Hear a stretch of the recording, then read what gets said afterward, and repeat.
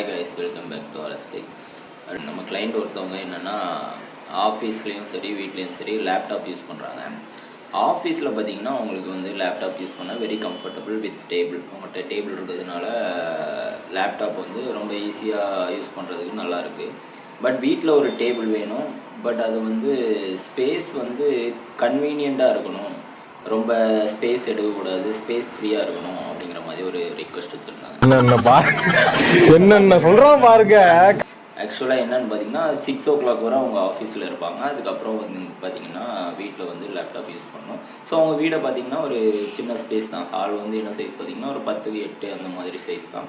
So அந்த இதில் ஒரு டேபிள் வேணும். ஆனால் ஸ்பேஸ் வந்து நமக்கு கொஞ்சம் ஃப்ரீயாக அட்ஜஸ்ட் ஆகிற மாதிரி இருக்கணும் அப்படின்னு கேட்டிருந்தாங்க. அப்போ நம்ம தான் பண்ணக்கூடிய ஆளாச்சே ஃபோல்டிங் டேபிள் போகலாம் அப்படிங்கிற ஒரு ஆப்ஷன் சொல்லியிருந்தோம். ஸோ ஃபோல்டிங் டேபிள் நீங்கள் இன்ஸ்டாகிராம் யூடியூப்லலாம் பார்த்துருப்பீங்க. ஸோ அந்த ப்ளேவுட்டெல்லாம் வச்சு மடக்கி நீட்டுறது தான் வந்து இந்த ஃபோல்டிங் டேபிள். அலுமினியத்தை எடுத்து அதில் பிவிசி ஷீட்டை வச்சு அதை ஒரு டேபிளாக செட் பண்ணி இன்ச்சஸ் செட் பண்ணி இந்த இடத்துல தான் வைக்க போகிறோம். இதுதான் நான் சொன்ன இடம்.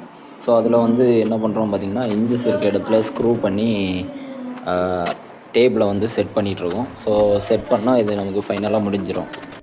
என்ன இது?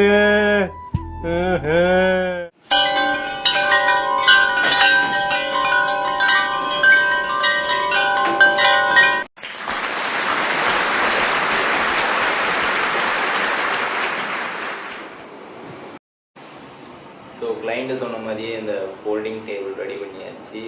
ஸோ பார்த்தீங்கன்னா இவ்வளோ ஸ்பேஸ் இருக்கும் லேப்டாப் வச்சுட்டு. கிளைண்ட் ரொம்பவே ஹாப்பி. அந்த கிளைண்ட் யாருன்னு கேட்டிங்கன்னா நான் தான்.